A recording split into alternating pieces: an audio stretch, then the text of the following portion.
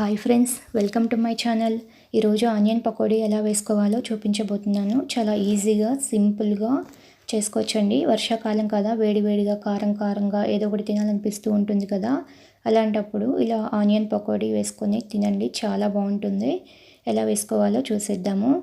ఒక బౌల్ తీసుకొని మీడియం సైజులో కట్ చేసుకున్న ఉల్లిపాయ ముక్కలు, కొద్దిగా ఉప్పు వేసుకొని బాగా కలుపుకోవాలి. ఇలా కలుపుకోవడం వల్ల ఉల్లిపాయలో నుంచి నీరంతా బయటకు వచ్చేస్తుంది. ముక్కలు కూడా వేటికవి సపరేట్ అయిపోతాయి. పచ్చిమిర్చి ముక్కలు, కరివేపాకు కొద్దిగా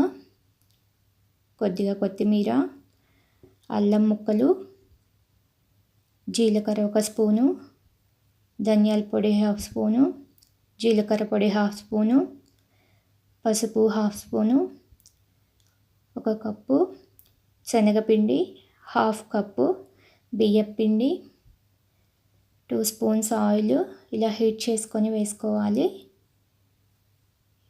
ఇలా వేడివేడి ఆయిల్ వేసుకోవడం వల్ల ఆనియన్ పకోడీ బాగా క్రిస్పీగా వస్తాయి.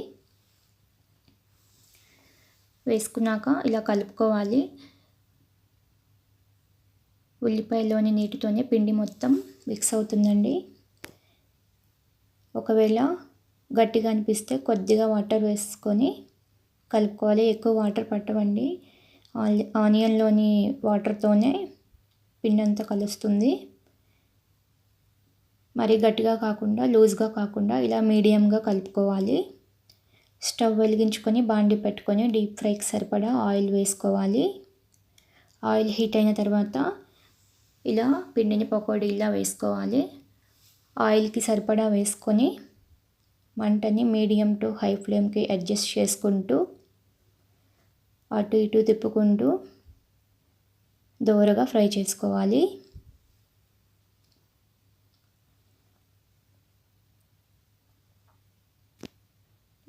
గోల్డెన్ బ్రౌన్ కలర్కి వచ్చాక తీసేసుకోవాలి. మరి రెడ్గా అయిపోతే చేదు వచ్చేస్తాయండి.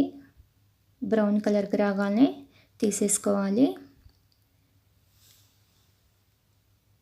అలానే మిగిలిన పిండితో కూడా ఇలా పకోడీ ఇలా వేసుకొని ఆయిల్కి సరిపడా వేసుకోవాలి.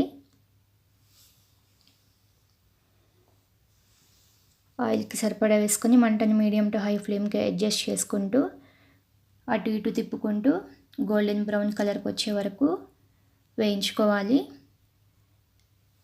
గోల్డెన్ బ్రౌన్ కలర్కి వచ్చాక తీసేసుకోవాలి. అంతేనండి, మన పకోడీ రెడీ అయిపోయాయి. మీరు కూడా ఒకసారి ట్రై చేసి ఎలా వచ్చాయో కామెంట్స్లో చెప్పండి. మీకు కనుక ఈ వీడియో నచ్చితే లైక్ చేయండి, షేర్ చేయండి, సబ్స్క్రైబ్ చేసుకోండి.